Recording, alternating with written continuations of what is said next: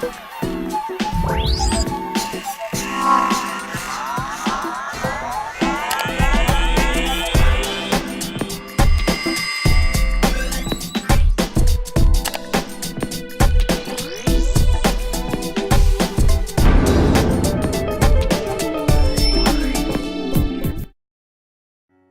qui rend une personne extraordinaire? Leur capacité? Leur talent? Ou simplement leur sourire? Quand j'ai rencontré Nick Vujicic pour la première fois, j'ai su que je venais de rencontrer quelqu'un d'extraordinaire. Dès l'instant où il a commencé à partager avec moi sa merveilleuse histoire, j'ai pu voir comment Dieu utilisait un homme sans bras ni jambes pour être ses mains et ses pieds. Mon père disait qu'il était à côté de ma mère lorsque j'étais en train de naître, et il a vu mon épaule sortir. Il a pâli. Il espérait que ma mère n'avait pas vu parce qu'il a remarqué que je n'avais pas de bras droit. Il a dû quitter la pièce. Il ne pouvait croire ce qu'il avait vu.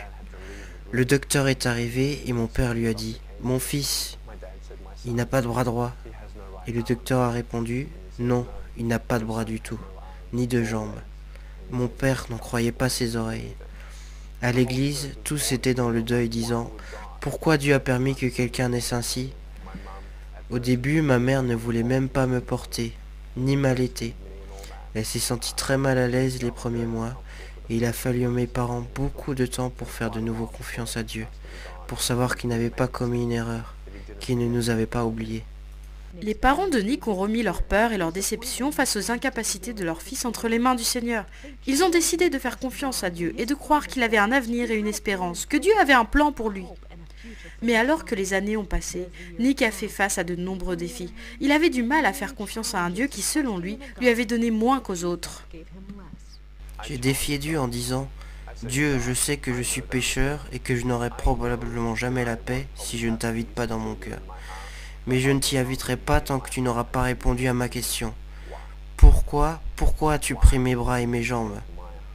Pourquoi ne m'as-tu pas donné tout ce que les autres ont? Et j'ai dit, Dieu, tant que tu ne m'auras pas répondu, je ne te servirai pas. Alors j'ai voulu tout arrêter.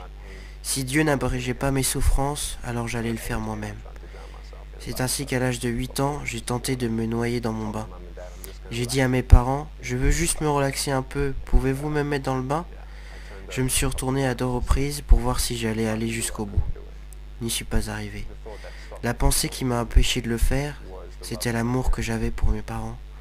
Je les aime tellement. Tout ce qu'ils ont fait, c'est de m'aimer. Et j'ai pensé aux conséquences qu'aurait eu ma mort. J'ai imaginé mes funérailles.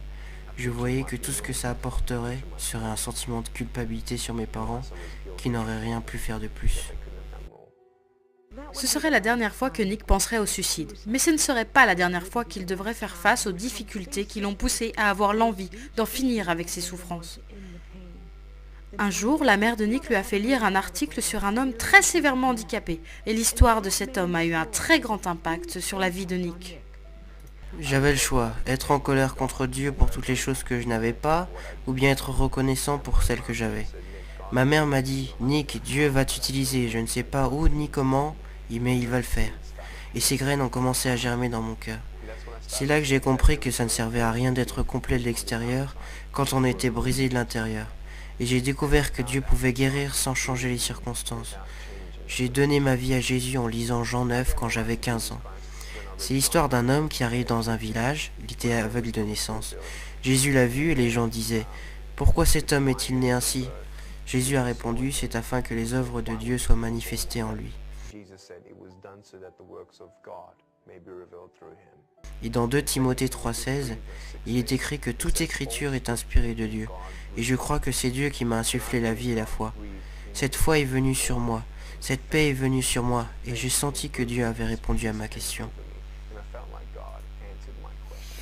Quelle était la question et quelle était la réponse? La question était pourquoi? Pourquoi m'as-tu créé ainsi? Et la réponse a été me fais-tu confiance? Voilà la question. Et quand on répond oui à cette question, rien d'autre n'est important. Mais pour vous en particulier, qu'est-ce qui vous a fait dire, Seigneur, je vais faire confiance à ta parole car elle a la vérité. Je vais te faire confiance même si je ne sais pas ce que tu me réserves pour demain. Parce que je n'ai rien trouvé d'autre. Rien d'autre ne pouvait me donner la paix. Je savais que des jambes et des bras seuls ne pouvaient me donner la paix. Je savais que je connaissais la vérité. Qui j'étais, pourquoi j'étais là, où je vais, où je ne vais pas. Et je n'ai pas trouvé cette vérité ailleurs qu'en Jésus-Christ. Et c'est en Jésus-Christ que Nick a puisé la force pour faire ce que beaucoup pensaient impossible. C'est dur d'être fort quand des gens vous disent constamment « Tu n'es pas assez bien, va-t'en, on ne veut rien avoir à faire avec toi. Nick, tu n'es personne, Nick, tu ne peux pas faire ceci ou cela, Nick, Nick, Nick. » Dans la vie, si tu ne sais pas la vérité, tu ne peux pas être libre. Parce que tu crois que les mensonges sont la vérité. Mais on réalise qui nous sommes en vérité en lisant la parole de Dieu. Je ne suis pas un homme sans bras ni jambes, je suis un enfant de Dieu. Je suis pardonné mes péchés, je suis ambassadeur du roi des rois, du Seigneur des seigneurs. Je ne suis rien d'autre qu'un serviteur du Dieu très haut. Ça n'a rien à voir avec Nick, ni les capacités de Nick à devenir un conquérant.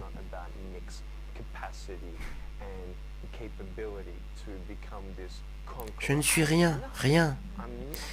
Mais Dieu, en revanche, vit en moi, et maintenant je vis dans sa force. Tout ce que Jésus conquit, je le conquis aussi. Je crois que si Dieu ne vous donne pas un miracle, vous êtes le miracle pour le salut d'autres personnes. Et je remercie Dieu de ne pas avoir répondu à ma prière, quand je le suppliais à l'âge de 8 ans, de me donner des bras et des jambes. Parce que, devinez quoi ? Du fait que je n'ai ni bras ni jambes, Dieu m'utilise partout dans le monde. Et ces 6 ou 7 dernières années, nous avons vu approximativement 200 000 âmes se tourner vers Jésus-Christ pour la première fois. Nick, préférerais-tu avoir des bras et des jambes ici sur Terre ? Non, c'est selon la volonté de Dieu. Parce que je préfère ne pas avoir temporairement de bras et de jambes ici sur Terre et pouvoir gagner quelqu'un pour Jésus-Christ et passer l'éternité avec eux. Ces 10 dernières années, Nick a partagé son histoire dans 24 pays et a atteint plus de 3 millions de personnes. Qu'il parle dans un stade bondé de monde ou à une personne en particulier, son cœur derrière le message est le même. Dieu vous aime. Il n'a pas oublié votre souffrance. Il n'a pas oublié votre famille. Et peut-être qu'en regardant cette interview, vous avez comparé votre souffrance à la mienne. Mais l'espoir n'est pas dans le fait de savoir que, selon votre opinion, quelqu'un est plus malheureux que vous. L'espoir n'est pas là, mais l'espoir est dans le nom de Dieu, le nom du Seigneur Jésus-Christ.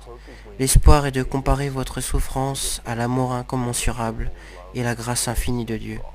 Ésaïe 40, 31 dit « Ceux qui s'attendent à l'Éternel renouvelleront leur force.